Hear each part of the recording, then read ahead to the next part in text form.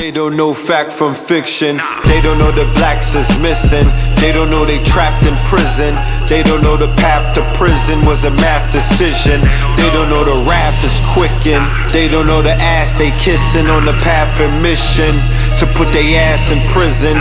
They don't know black religion, fact and fiction. They don't know mama didn't leave them niggas half the kitchen with half a chicken. Fact or fiction. We still hot, we still noble. Red and blue pill global. The F.A.C.T.S Initiative is definitely a political campaign, man. And it's time, I mean, it's time now. Ain't no other, you know what I mean? Facts. What else we left with?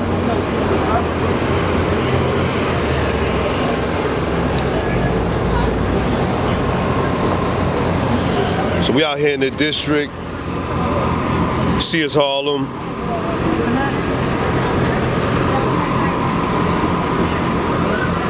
Shouts out to King County Clothing, Know the Lads, KTL, yes, that boy Red Pill. Yes indeed. Peace to the family. Red Pillar in the building, you know what I mean? We back. We're gonna talk about this F.A.C.T.S Initiative real quick, you know what I mean? Last time that we met, the temperature wasn't the same as it is right now. You know, we are in the quickening, time is speeding up. You know, purpose is becoming defined. Peace, peace. The family is definitely beginning to wake up at alarming rates, meaning that the numbers that we talked about earlier are beginning to actually manifest, like magically. You know, you had the thing that just took place with the shooting of Alton Sterling and Philandro Castile.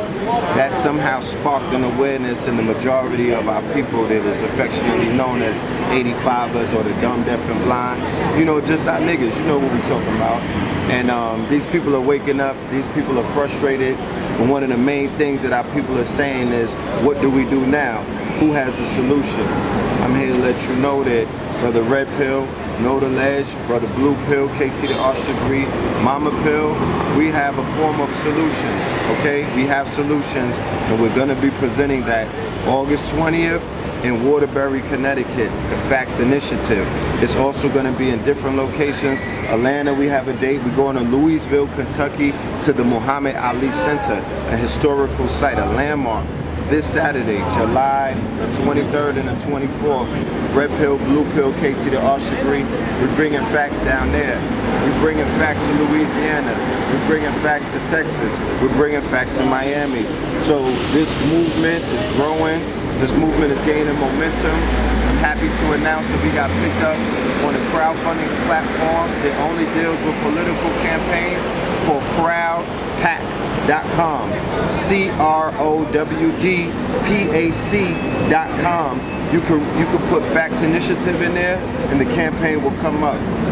What we need is a presence on that site by meeting our goal. Our goal is only 40,000, okay? We want to be able to meet our goal. Black Lives Matter just did a campaign on there. They raised 250,000. So it's time to begin to put our resources and our investments where our minds and our hearts are, not just our mouths, where our minds and our hearts are. Survey the landscape. Look at your environment. Take a look into the theater of politics, what's taking place right now. Weigh it out. And then you can ask yourself, what do I really want to do? Is it time for a Blexit, meaning a black exit? What is the strategy? What is the plan?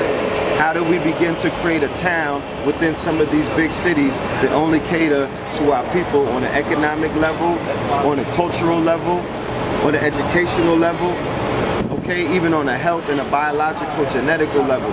We need to begin to erect these things. It is very possible for the collective to finally do that. We have the F.A.C.T.S Initiative. It is a membership site now. We've upgraded it from just an app. We're going to take it into a membership site. Then maybe we will even evolve into a social media platform. But for now, it's going to be a membership site, which will allow the multitudes that are scattered all around America, all around the world. You can meet on the www.factsinitiative.com. That will be your home. That will be the center place for people to meet. There are websites to get 30,000 people to visit an hour. So to get 30,000 members to sign up in about a week, that's not impossible. All right, my brother Rich has 130,000 subscribers on his channel, Black Magic 363. Subscribers are people who don't pay a fee for membership. Once you pay $1, once you pay $5, or once you pay 20 or 50, you now become a member. Now you're part of a nation. So we got Float, we got Nation, Sinetta, and the whole House of Consciousness online. That's a nation. So when do we begin to become engineers? When do we begin to become strategists? When do we begin to become nation builders and take that membership or those subscribers and convert that into a membership? It's not for everybody. Nobody's asking everybody to come along. We understand that there's ratios and there's always formulas at play, like 80-20 and things of that nature, like 5% and things of that nature. So we're reaching out to a small number. 30,000 is but a rock in the pond. And in Connecticut, we won't reach out 30,000 directly in Connecticut, but there's gonna come a time where we'll be going to places like Detroit, where we will get our 30,000 in one city, ATL. You know what I mean? That's how fast this movement is growing. Okay?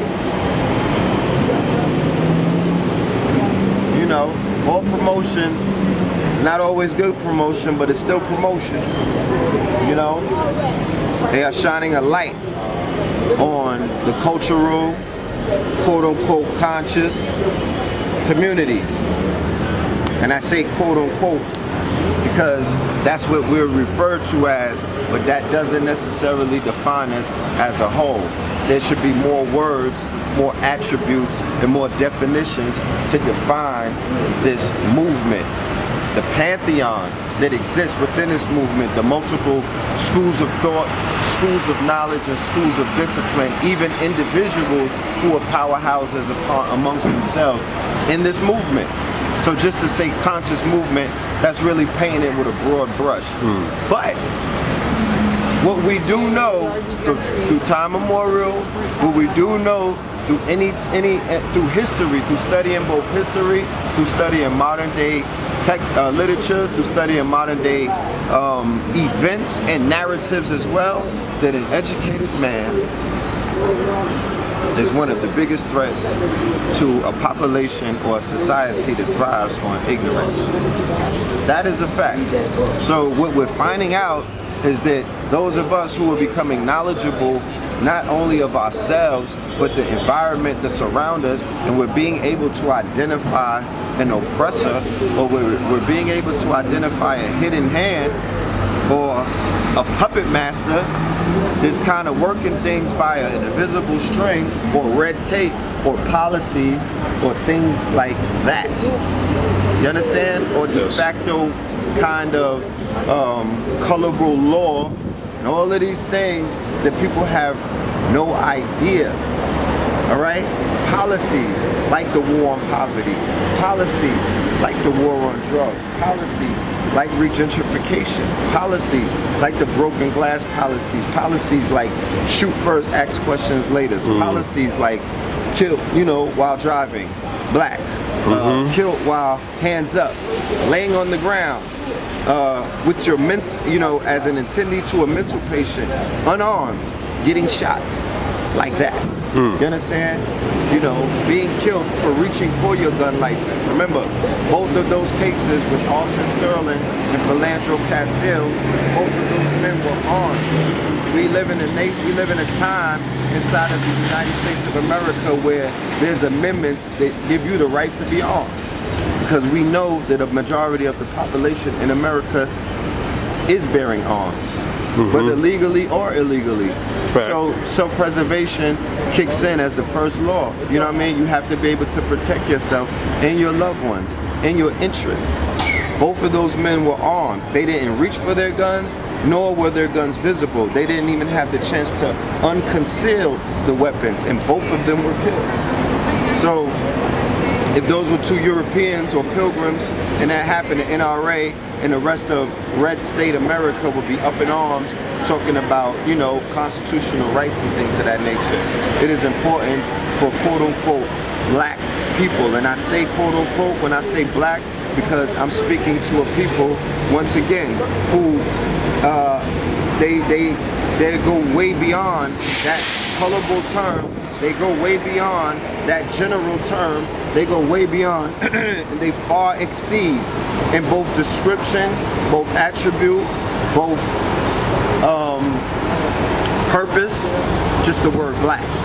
And speaking from a legalese point of view, or a legal point of view, we know in a society where they use colorable terms and they created a color-coded caste system, and black is at the bottom of it. We know that black doesn't identify a nation or a people who have representation in the United Nations Facts. or anywhere in the law is not obliged to uphold any kind of justice to people who are identified as black, which will relate to civilitaire mortus. You have to look up that definition. Minors or minorities, being, the Europeans seeing themselves as wards of the state, where they're watching over, they're in control of your estate, meaning the land that you're standing on, the resources inside of that land, even the air and the water. But we could go further, but we're going to cover that in this lecture. As a result of so many things that have happened, not only are we going to have to bring the F.A.C.T.S initiatives, but we're going to have to attach a lecture that's being prepared called Fear of a Black Messiah. You understand? Yeah.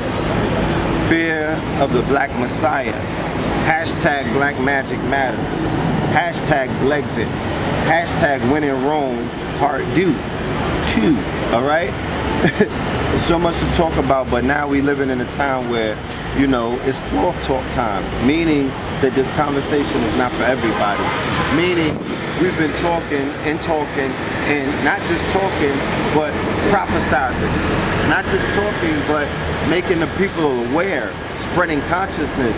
Consciousness is simply to be aware of something. So if we prepared you for what's to come, if we prepared you for these times, if we prepared you for what you're seeing, then you're not surprised, you're not shocked, you're not on defense. More than likely, you could position yourself to be on offense. But it's time to break it down. It's time to do this lecture. I want to pick up from the Trayvon Martin, the time of his sacrifice, or the time of that ritual, all the way up into now. Well, matter of fact, I want to go from 08, when Obama came in, all the way up into 2016. Let's do an 8-year cycle review on what has been taking place on multiple fronts. People are like, yo, they putting the Moors on a terror list. Listen, I'm going to show you the article entitled the Miami 7 in 2007, when they already did that. With the Miami 7, they entrapped them into terroristic, trying to link them with something going on with the terrorists overseas. They entrapped them. The agents were the provocateurs. People that were working for the feds were the ones that were the rebel rousers amongst the group. They were trying to link them in to an overseas Al-Qaeda, Taliban connect. So they've always wanted to do that. So their attack or anything Islam inside of America, when you see both new administrations coming in and they're heavily pro-Israel and they're definitely Greco-Roman, Judeo-Christian organizations, the neocons, you understand? The zealots, the biblical zealots who will do anything to make biblical revelation come true, like march on, what's that place in Syria? On Damascus, like they say in their revelation. So they're doing everything in their perceivable powers to initiate what it is takes place inside of that book. You know what I mean? That's their duty. That's what they're here to do. So they're moving in that direction. And teachers are letting you know that this is the time to begin to decide if you are ready to exist in a reality where you're not going to be a part of a system or a part of a structure or a part of a parasite where you don't want to be a host anymore. Why would you say something like that? That's so incendiary. What I'm saying is this, family. If we take an honest assessment to what has been taking place with our people and our progression or lack thereof over the past 500 years, let's give it a 500-year time span, all right? When we realize the trauma that was done to us, and when we realize through scientific study that the genetic results of ongoing trauma, like seeing people publicly executed, like the rape and the pillaging that was taking place with our people, not even in chattel slavery, but post-slavery, all right? By having our people living in a perpetual state of fear, all right? The lack of atonement that the people who are responsible for the trauma or who are responsible for the Holocaust or the horror or whatever you want to name it, any synonym for atrocity, all right? They never dealt with atonement. They never dealt with a form of therapeutic, coming to terms with what they did in a form of therapy. They never did anything for the victim in a form of a reparations. They never did anything for the quote-unquote victim in the form of an atonement. They never did anything for the victim, which would be the melanated man and woman and child in America, affectionately known as black people or African Americans, a term that was created by Jesse Jackson, so we know that it has no historical value to it. We know that it doesn't even have any political weight to it. He's not even a powerhouse in politics, okay? He's a lame duck politician, if that's the title that you want to give him. He's non-effective as a quote-unquote black leader, all right? And I'm not, that's evident at this point. Like, that's a no-brainer. So we live in a time where we could say the water in Flint being poisoned, directly affecting and directly being ignored by local, state, and federal, a blatant act of homeland terrorism on a majority African American, black, aboriginal, indigenous African people, all right? That's just one strike. The laundry list of unarmed black men and women who have been murdered in cold blood, not only murdered in cold blood, but there was never any penalties, there was no retribution, there was no justice in any of these over 500 cases. So that's one thing. Economic disparities, all right? The fact that they've come into these communities and, been pillaging from these communities with the big box stores, with all of these foreigners that they give all of this money to, all of this help to, all of this financial assistance to, and none of the money is being circulated within our own community. We have nobody to blame. We have to look at ourselves first. I'm not pointing fingers and using, the mentality of them, or they. But what I have to do is I have to point out to people who are attached to a foreign people, who are attached to a foreign culture, who are attached to a system that has none of their, the majority, it doesn't have the majority of their interests at hand. You know what I mean? Like, they don't give a fuck about anything for our betterment, just our sustainability at a minimum, like at a bare minimum.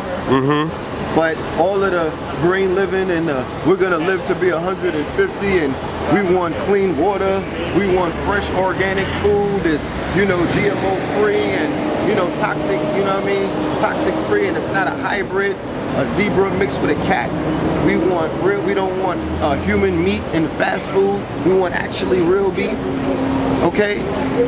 You know what I mean? We don't want to eat beef because we know beef is cancerous and it has all kind of toxins in it. So we want alternatives in our neighborhood that are known affectionately as food deserts. Shit like that. So we know that the food is killing us. You know what I mean? The rate and disease is skyrocketing. They're blocking the knowledge or the proliferation of information dealing with homeopathic healing and alternative medicine and herbs from our people, from the masses. And there are dire results as a result of that. The art, we have a lot of talent amongst us. We have a pool of talent amongst us that can be seen as a renaissance, a modern day renaissance. So many people are multi-talented and they're utilizing art to express themselves. They're utilizing art to commodify their talents. They're utilizing art to protest. They're utilizing art to paint a picture and to speak as a voiceless people to not only America, but to the rest of the world. their pain. You understand? Their message, you know, their purpose and things of that nature. So that market or that network or that industry for that matter, which is $1 billion industry, one of the artists right here, this brother's in media. He's an artist with his camera. He's an artist in media. You feel what I'm saying? What he does with the camera and what he does with film is considered art. The legendary He's Side-Etta. changed the world with his art. And you looking at this is history in the flesh. You feel me? You ain't so. Nah, I ain't gonna. You know, waiting for our brother Mortal Technique, who is a recording artist. I'm a recording artist under Red Pillar. We were chilling with Lord Jamar the other day. I seen that. Professor Grip. Those are recording artists. You understand what I'm saying? All throughout the movement, you got recording artists, but you have visual artists too. Then you got graphic artists. Shout out to YG Priest. You know what I'm saying? Shout out to everybody that's out there putting that artwork together. Ra Omar, you know, all of the artists that are raising the bar. Feel me? If I forgot your name, it's nothing personal, but shout out to you. Clothing, or culture for that matter, because we added in that acronym C, we're gonna add culture in, because culture is also something that is a whole network. And it's very broad, but it's something that we have to begin to focus on for our salvation, because guess what? You have a priceless culture. I can't put a price tag or a zero on this culture that we call ours. Why is that? Because when I started studying the culture, you know, it came back that our culture was actually the mother civilization culture that seeded all other cultures. Or it had its hand in the creation of many other cultures or high civilizations and high cultures. They borrowed from us. They took from us. You feel what I'm saying? The concept that we have of the world today is not necessarily the concept of what the world was when we were sharing information and when we were building with other nations and when we were growing with our information and our knowledge and all of these other things. You feel what I'm saying? Don't use the victim pity party, poor me mind state of where you're at on the totem pole right now to measure where you've been throughout history. I was made for this, I was made for this, I was made for this, I was made for this. I'm not a product of the cages that they raised us in. Bred to be a king, I'm not a slave to this. I was made for this, I was made for this, I was made for this, I was made for this. I'm not a product of the cages that they raised us in. Bred to be a king, I'm not a slave to this.